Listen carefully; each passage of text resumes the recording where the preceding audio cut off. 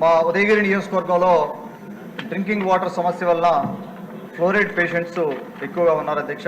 Over usage of drugs అవ్వచ్చు, రకరకాల reasons తోటే సాల్ట్ వాటర్ అవ్వచ్చు, ఈ రీజన్స్ తోటే డయాలసిస్ పేషెంట్లు ఎక్కువ ఉన్నారు.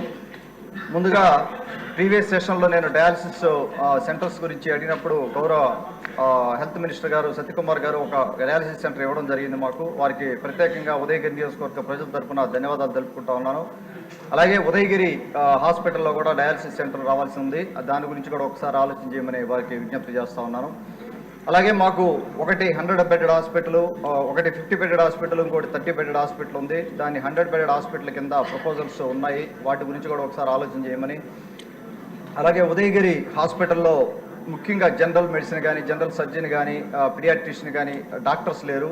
చాలా ఇబ్బందిగా ఉంది. మాది ఉదయగిరి నియోజకవర్గం దాదాపుగా ఒక కార్నర్ నుంచి ఒక కార్నర్కి 110 కిలోమీటర్స్ ప్రయాణం చేయాల్సిన పరిస్థితి.